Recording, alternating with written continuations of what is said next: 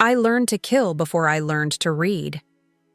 That is the truth they never asked for when they brought me to this gilded cage by the sea. The salt wind cut through the servants' quarters as I folded linens that cost more than my entire childhood. 3 weeks in King Calder's coastal estate, and I still flinched at sudden movements, still counted exits, still slept with a blade beneath my pillow. They called me the new maid, the quiet one with the short hair and the strange accent.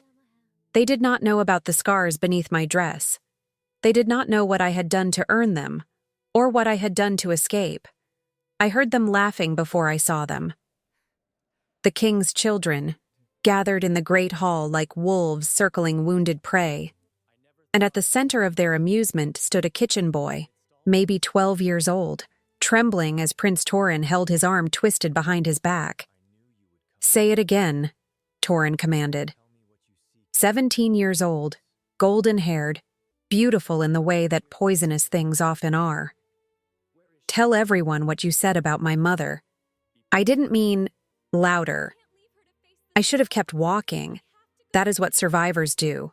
We look away. We protect ourselves. We do not interfere with princes who could have us executed with a word. But I saw myself in that boy's eyes. That particular terror. That helplessness. "Release him." My voice cut through the hall. Every head turned. Torin's grip slackened in surprise, and the boy scrambled away. Did a servant just give me an order? Torin's eyes found mine, blue as the sea beyond the cliffs, cold as the depths beneath. "I gave you advice." I kept my voice flat. "There is a difference." He crossed the distance between us in 3 strides, close enough that I could smell the wine on his breath, close enough that I had to tilt my head back to meet his gaze. "You are new here." His voice dropped to something intimate, threatening. "So I will explain how things work. I am the crown prince. You are nothing, less than nothing. And if you ever speak to me like that again, I will have you whipped until your bones show through your skin." I smiled. I could not help it. "Your Highness," I said softly, "I have already survived that. Have you?" The slap came fast. I let it connect, tasted copper, did not flinch. Behind Torin, his sister Zara gasped. 15 years old, dressed in silk and pearls, her hands fluttering to her mouth like startled birds. And in the corner, sitting forgotten in his wheeled chair, the youngest Prince Finn watched with eyes too old for his 13 years. "Torin," a voice like gravel and iron. "Step away from her." King Calder stood in the doorway, 40 years of war and grief carved into his face. Dark hair silvering at the temples, a scar bisecting his left eyebrow. He looked at his son with an expression I recognized. Disappointment so deep it had calcified into something harder. "She disrespected me," Torin spat. I saw what she did. I also saw what you were doing before." Calder's gaze swept to the kitchen boy still cowering by the wall. "We do not torture children in my house." He insulted Mother's memory. "Then he will apologize, not bleed." The king turned to me. Something flickered in his eyes. Recognition, maybe. Or curiosity. "You. Come with me." I followed him through corridors I had memorized my first night. Past tapestries depicting naval battles. Past windows overlooking cliffs that dropped into churning water. Into a study lined with maps and weapons and books that smelled of salt and age. He closed the door, studied me. Most servants would have looked away. I am not most servants. No. He circled me slowly, a commander assessing a soldier. "Where did you learn to take a blow like that?" "Experience. How many years?" 10. He stopped in front of me, close. Not threatening, but present. "Show me." I understood what he meant.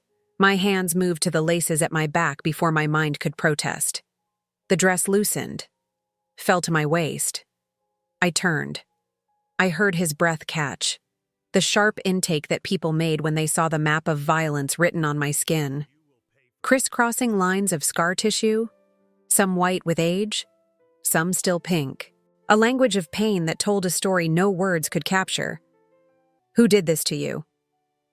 Many people. I pulled my dress back up, faced him. Does it matter? Yes. His voice had changed, rougher, something burning beneath the stone. It matters. Why? Because whoever they were, I want to kill them. I stared at him. This king who had just met me. This stranger who looked at my scars not with pity or disgust, but with rage on my behalf. Most of them are already dead, I said. I made sure of it. He smiled. It transformed his face, made him almost handsome. Good. That night, I was reassigned from the kitchens to the royal children's household. No explanation given, just a new uniform and a new room and a new set of enemies. Torin made his hatred clear from the first morning.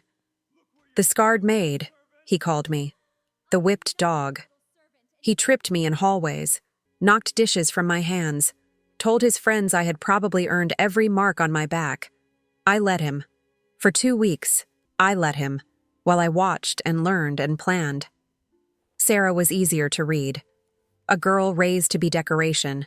She could dance and sing and embroider. But she could not climb stairs without losing her breath.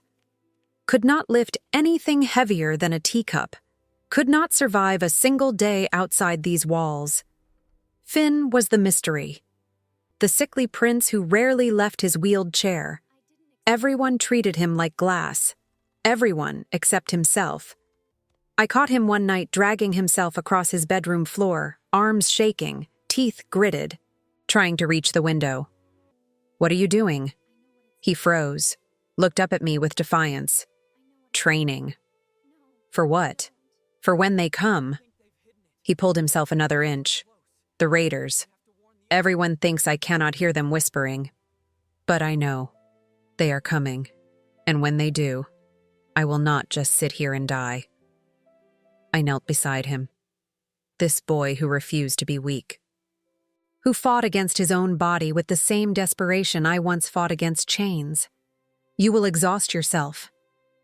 Then I will rest, and then I will try again. I should have reported him to the physician, should have told someone he was risking his fragile health. Instead, I lifted him back into his chair and said, "Tomorrow night, I will teach you how to strengthen your arms without destroying them." He stared at me. Why would you help me? Because you remind me of someone. Who? Myself. The king summoned me 3 days later, dawnlight streaming through his study windows, maps spread across his desk, maps marked with red. Raiders, he said without preamble, coming from the eastern waters. My scouts spotted their ships 2 days ago. How many? He looked up. Most servants would not have asked. Most servants would have waited to be told what to do.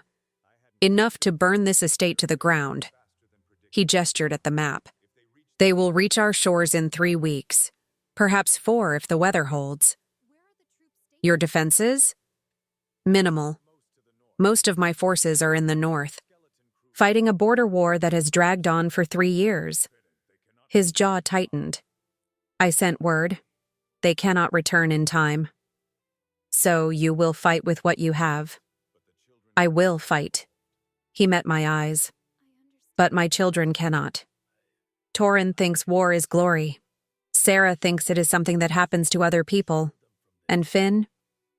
He stopped, swallowed. Finn cannot even walk. Finn is stronger than you know. You have been working with him. Not a question. Yes. The physician is furious. The physician has kept him weak because weak is easier to manage. I stepped closer to the desk, to him.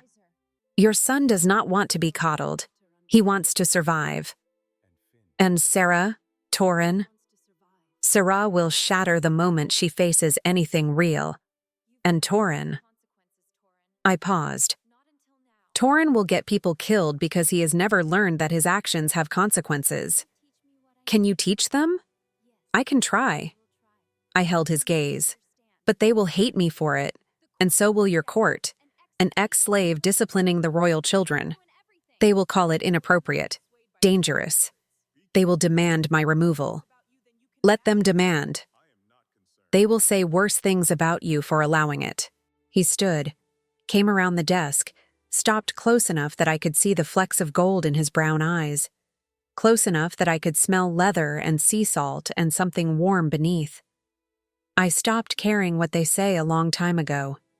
His voice dropped. What I care about is keeping my children alive. Can you do that? Yes. Then do it, whatever it takes. Whatever it takes. He did not know what he was unleashing.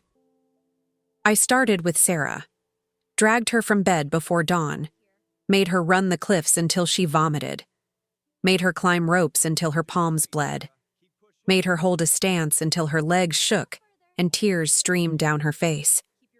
I hate you, she sobbed. I hate you. I hate you. I hate you. Good. I crouched before her. Hate keeps you alive. Self-pity does not. With Finn, I was gentler. Exercises designed to build strength without breaking his body. Hours of practice with throwing knives, which did not require him to stand. Strategy games that sharpened his mind. You will never fight on the front lines, I told him. But you can command from behind them. You can see patterns others miss. You can be the mind while others are the muscle. Is that enough? It is everything. Torin refused to participate. For the first week, he watched from windows with contempt, mocked his siblings at dinner, told everyone who would listen that I was a jumped-up slave playing at soldier. Then the first raider ship appeared on the horizon. I found him that night in the armory, drunk, holding a sword he did not know how to use. Teach me, he said. The arrogance stripped away, just a 17-year-old boy facing death for the first time. Why should I? Because you were right. He looked at me, really looked. I have never survived anything. I have never had to. And now... His voice cracked. I do not want to die a fool. I took the sword from his hands, adjusted his grip. We start tomorrow, 4 hours before dawn. If you are late, I will not wait. He was not late, not once. Days blurred into weeks, training and preparation and the growing darkness on the horizon. More ships appeared. 10, 20, 30, an armada of death sailing toward us. And somewhere in the chaos, something shifted between the king and me. It started with small things. His hand brushing mine when we passed maps between us. His eyes finding me across crowded rooms. The way he said my name, like it was something precious. Zara. We stood on the cliffs at sunset, watching the distant ships. That is not the name you were born with. No. The wind pulled at my short hair. I chose it. After I escaped. What does it mean? Radiance. I laughed bitterly. I chose it as a joke, something I would never be. You were wrong. He turned to face me. You are the brightest thing in this entire kingdom. I am covered in scars. So am I. He touched his face, the line bisecting his brow. This one I got protecting someone I loved. The ones you cannot see go deeper. Your wife. Yes. Pain flickered across his features. She died 5 years ago. Fever took her in 3 days, and I have been. Frozen since, going through motions, pretending to live. He stepped closer. Until you walked into my hall and told my son to release a servant boy. That was foolish. That was brave, and I have not seen true bravery in so long. His hand rose, hesitated, settled against my cheek. I know what you are, where you came from, what they did to you, and I do not care. I see you, Zara. Not your past. You. I should have pulled away, should have reminded him that I was nothing, that the court would never accept this. that his children needed him focused on survival, not distracted by a scarred servant. Instead, I leaned into his touch, closed my eyes, let myself feel something other than vigilance for the first time in 10 years. "This is impossible," I whispered. "Everything worth having is." He kissed me, gentle at first, then deeper. A promise and a question and an answer all at once. And I kissed him back with everything I had never allowed myself to want. The raiders came on a night with no moon. I woke to screaming, to the orange glow of fire reflecting off my ceiling, to the thunder of boots and the clash of steel. Training took over. I was dressed and armed in seconds. Found Zara in the hallway, pale but steady, a dagger in each hand. "The passages," I said. "Get Finn. Get to the caves." "Where is Torin?" "Fighting. Go." She went. I ran toward the flames. The great hall had become a slaughterhouse. Bodies everywhere. Servants and guards and raiders locked in desperate combat.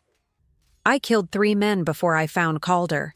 Back against a pillar, blood streaming from a wound in his shoulder, holding off 2 attackers with a broken blade. I took them from behind, quick, clean, the way I had learned in chains. "You are hurt," I said. "I will survive." He gripped my arm with his good hand. "Torin went after their captain, alone. He is trying to prove—" "I know what he is trying to prove." I pressed a cloth against his wound. "Hold this. Do not die." "Zara. That is an order, my king." I found Torin on the cliffs. The raider captain was twice his size, covered in tattoos and scars, laughing as he drove the prince backward toward the edge. "Little princeling," the captain sneered. "Did you think war was a game?" Torin's sword flew from his hand. He stumbled, fell, scrambled backward on his hands as the captain advanced. "Your father killed my brother 10 years ago." The captain raised his axe. "Now, I kill his son." My thrown knife took him in the throat. He stood there confused, hand rising to touch the blade protruding from his neck. Then he crumpled, slid toward the cliff's edge, disappeared into the darkness below. Torin stared at me, at the dead man, at the knife in my hand. "You saved my life. I told you. Hate keeps you alive." I pulled him to his feet.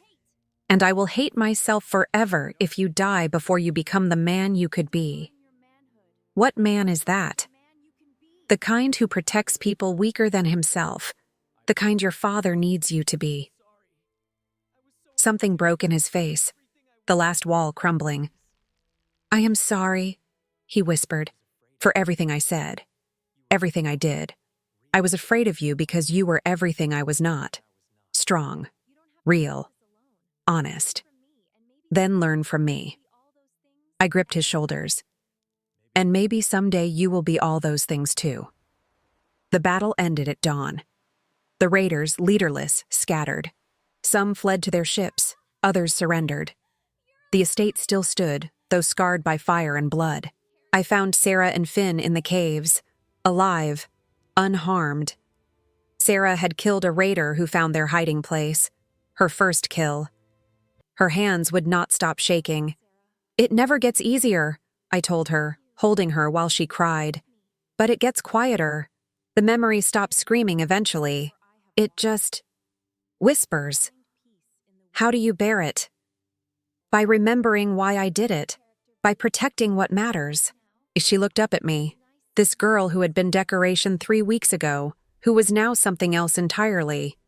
"You matter," she said, "to all of us, even Torin, even if he was too proud to say it. Zara. Father loves you." She smiled through her tears. "Everyone knows. Everyone sees how he looks at you. And I am glad. He has been so sad for so long. You make him less sad." I found him at sunset, standing on the cliffs where we had first kissed, his arm in a sling, his face bruised, but alive. Alive. "The council met," he said without turning. "They want me to send you away, reward you for your service, and banish you from the kingdom." My heart stopped. And I told them that if they mentioned it again, I would dissolve the council and rule without their input. He turned. "I told them that you saved my children, saved this kingdom, saved me, and that I intend to marry you, whether they approve or not. Calder, I know it is too soon.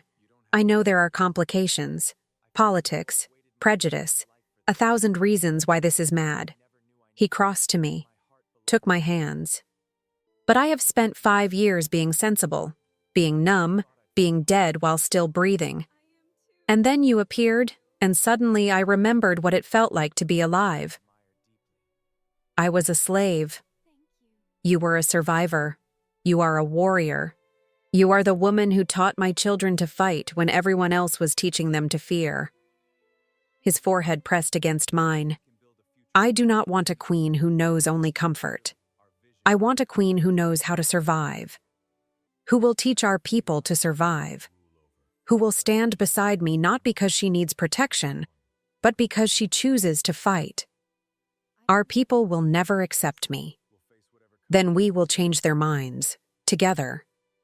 I thought of the scars on my back, the blood on my hands, the girl I had been and the woman I had become. I do not know how to be a queen. Neither did my first wife. She learned. So will you. I am difficult, stubborn. I will argue with you. I am counting on it. I killed people tonight, many people. I will never be gentle or soft or... He kissed me, hard, silencing every objection. "I do not want gentle," he said against my lips. "I do not want soft. I want you. Every scar, every sharp edge, every moment of fury and every moment of tenderness. I want to wake up next to someone who would fight the world for me, and I want to be someone worthy of that fight." Tears burned my eyes. I had not cried since I was 17, since the chains first closed around my wrists. "Yes," I whispered. "Yes, yes, I will marry you. Yes, I will be your queen. Yes, I will argue with you and fight beside you and probably make your council miserable for the rest of their lives." He laughed. This king who had forgotten how. This man who had been frozen and was finally thawing. They deserve it.